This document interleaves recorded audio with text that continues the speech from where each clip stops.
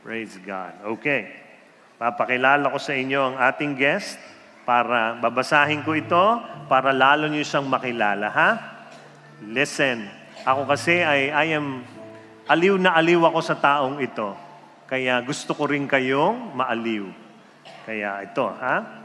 So, summa cum laude from the prestigious Harvard University. 3.7 million combined followers on YouTube, Facebook, Instagram, and TikTok. 10 outstanding young men of the Philippines. Ramon Magsaysay Awardee, founder of multiple social enterprises, multi-millionaire, and a New York Times best-selling author. These are qualities that our guest speaker does not have.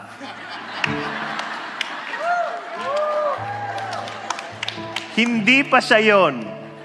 Pero sana in the next few years, okay? Panalangin niya yan. Pero meron siyang MBA mula sa AIM at Ateneo de Manila University graduate siya. Parang dumugo yung labi ko, no? Licensed professional teacher and licensed non-professional driver.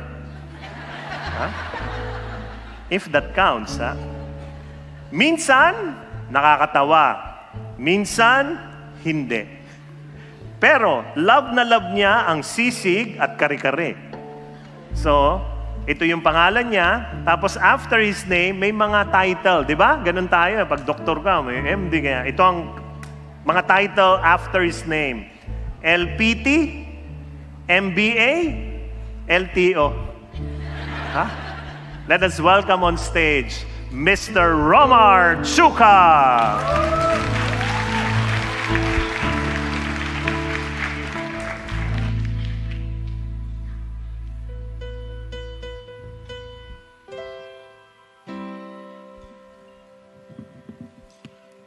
Before I forget, sana hindi ako pagalitan ni Jesus kasi nagbebenta ako ng libro. Meron pong libro na available, sana meron pa kasi kanina muntik nang maubos. And some shirts. So, yun lang. Thank you. Yun lang po. De joke. Sige po.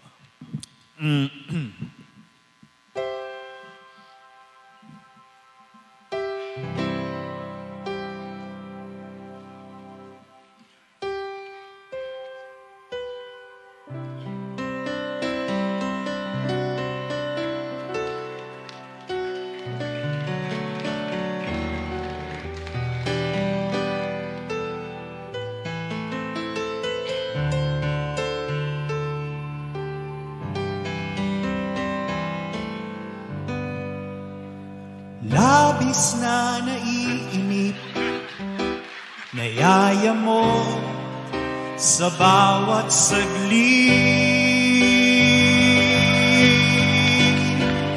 Kapag naaalala ka, wala naman akong magawa.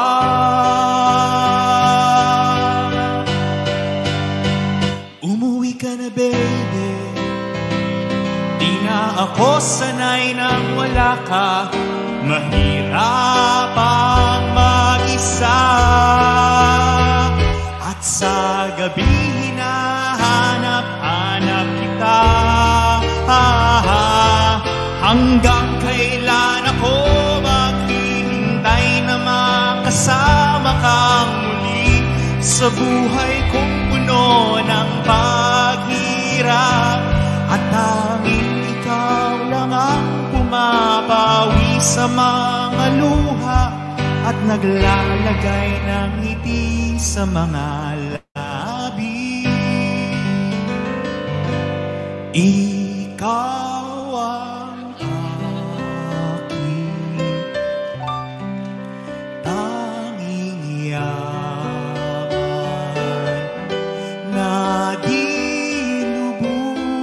sa masumpungan.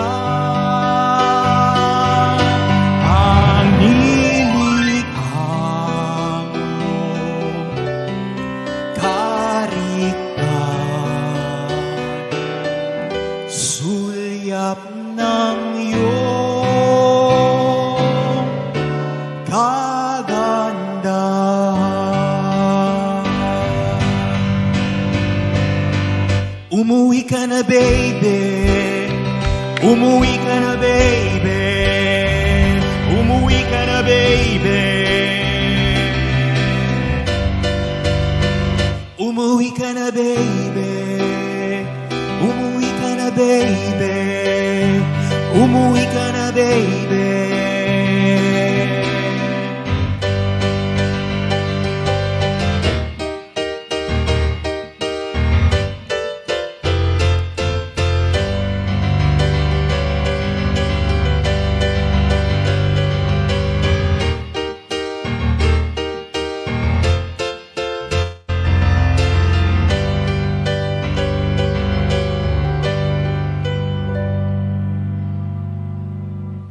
That was a song about the prodigal son.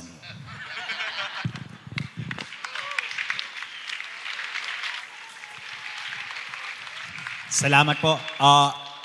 I am Mr. Romar Chuka. Siguro sa mga ibang hindi pa nakakakilala, dumadaan po ako at pasensya na, dumadaan po ako sa inyong mga FYP. Ako po yung nakikita ninyong naghahalo-halo ng mga kantang pangsimbahan at ng mga secular songs. Nung minsan din po, sila Yael Yuson, nagkontakan kami, and then we also did Ang himig mo, ang awit ko, lahat ng ito ay nagmula sa iyo. So, we also did that together.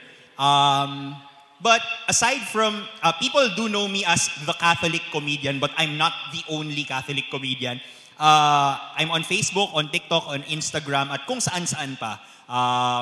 And hello, thank you for inviting me. Salamat kay Bro Arun na in-invite. Nagkita lang kami sa isang conference and then sabi niya, sige, punta ka dito sa The Feast. Game.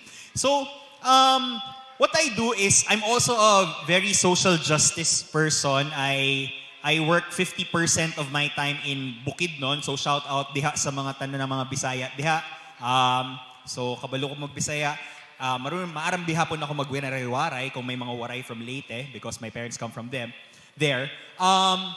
But aside from that, I'm a social justice person because I work with the Sumilao farmers. They were the farmers who marched all the way from Bukidnon to Metro Manila to fight for their lands. I helped build businesses with them doon sa Bukidnon. So bukas, lilipad po ako pabalik ng Bukidnon. But I also do speaking engagements around the country. Hindi pa around the world, around the country lang muna. And isa sa mga binibigay ko na mga talk ay medyo snippet lang ito. Ang question ko, usually sa mga tao is, where is God in your lives? Can you repeat that, no? Where is God in my life? Sige nga, tanongin niyo sarili. 1, 2, 3, go. Okay. I have a kwento to share to you. This is a very simple story. It's actually a parable, no? Itong parable na ito, ano ba yung parable in Tagalog? Talinghaga. Wow, nosebleed. Talinghaga. Okay. So, this parable comes from Anthony de Mello. He's a Jesuit. And it talks about how to answer this question. What's the question again? Pakiulit nga. Where is God in my life? So, let me share that this is a story that is about a fish. Can you repeat that? Fish. Kasi yun nga nakuha ko yung ganun. Can you repeat that? Ganda. Okay. This is a story about a fish. A small fish and a big fish. Can you repeat that? Big fish. Ang tawag sa inyo mga uto-uto. I love it. Okay. Sige. So there was a very small fish, gamay na isda, no? Maliit na isda, who was swimming. But this little fish is very, very curious of the world. The universe, rather. Okay. So very curious siya. Nagtatanong siya ng mga questions in its mind. Swimming. Just keep swimming, swimming, swimming. Okay. And then, this small fish met a bigger fish. Big fish, small fish. This little fish asked a question dito sa big fish. Do you know the question? Ask me what? Uto talaga. Love it. Joke lang. Baka mamaya Okay. Ang tinanong nung little fish dito kay bigger fish is this. Blub, blub, blub, blub, blub. Blub, blub, blub, blub, blub, blub, blub. And then you know what the bigger fish answered? Ask me what? Blub, blub, blub, blub. Blub, blub, blub, blub. Blub. Blub. And then the little fish answered, ask me what? Sabi nung little fish, blub, blub. Blub, blub, blub, blub, blub, blub. Blub, blub. Blub. The little fish was so disappointed, nag-walk up, nag-swim out siya. Your faces are a bit startled. Startled? Are they, you're flabbergasted? Flabbergasted. Exhausted. Exhausted. I see questions in your eyes. Pero para sa akin, I think, napakaganda ng kwentong iyon dahil napakalalim niya. Because it's under the sea.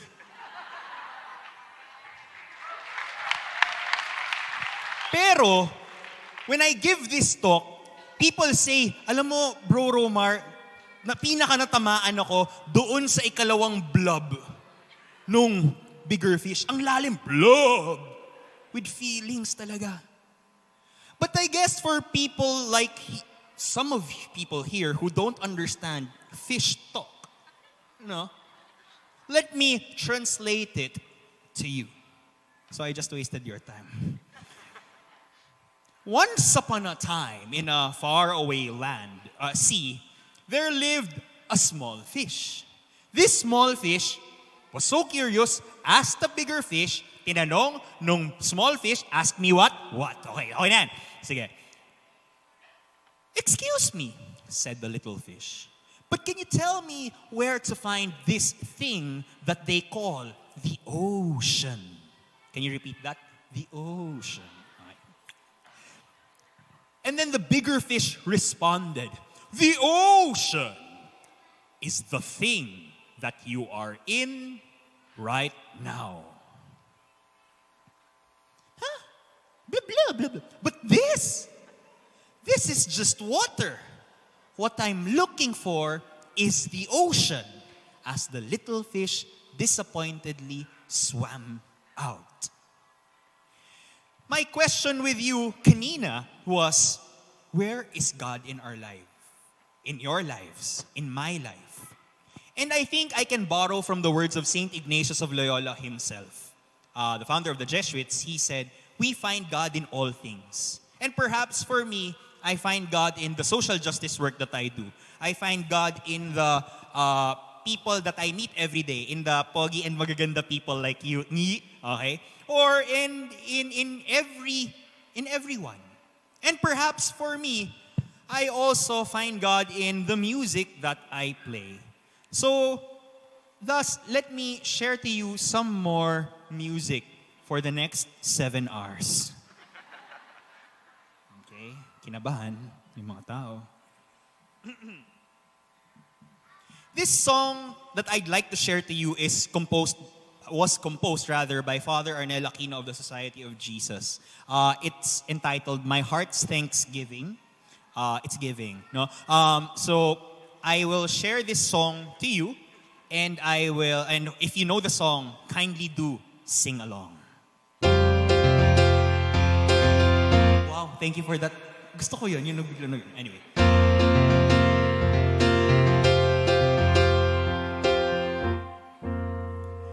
As I sing my heart's thanksgiving and my eyes look heavenward, how the stars you flung like jewels bid your welcome shine your light as I march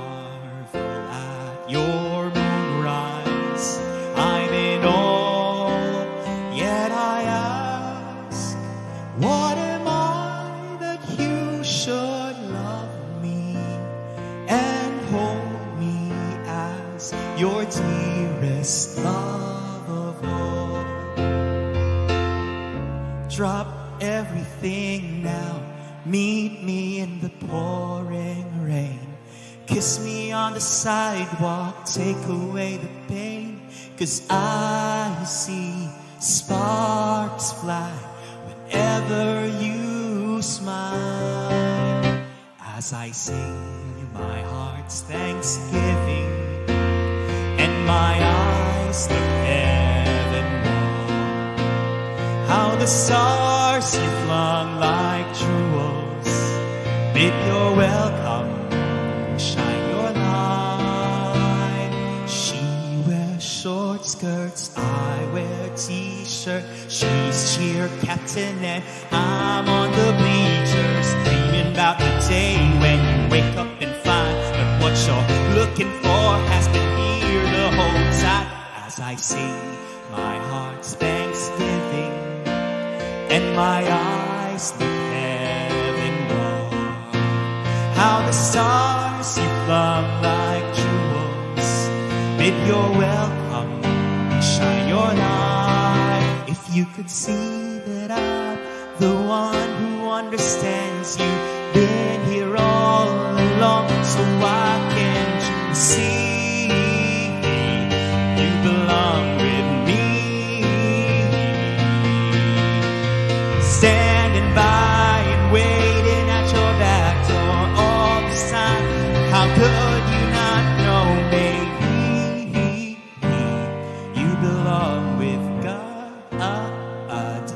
You belong with God.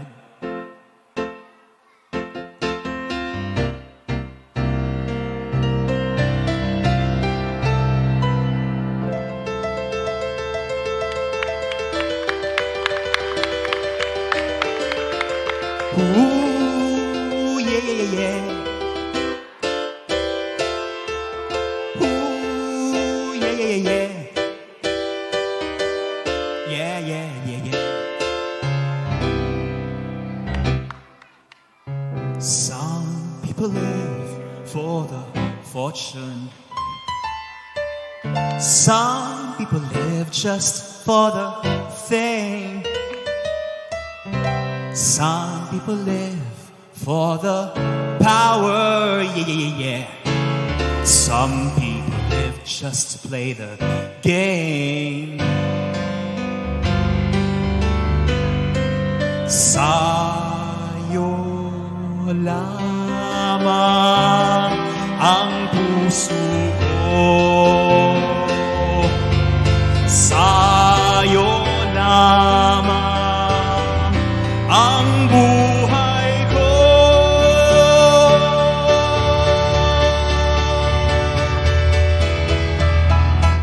Humayot tihayag, I made you look. I could wear my Louis Vuitton, but even with nothing, pagdiwang pag-ibig ng Diyos sa tanan, sa tanan. Nothing, pagdiwang pag-ibig ng Diyos sa tanan. Alleluia, alleluia, I made you look at God. Thank you very much, Sia. Maraming salamat.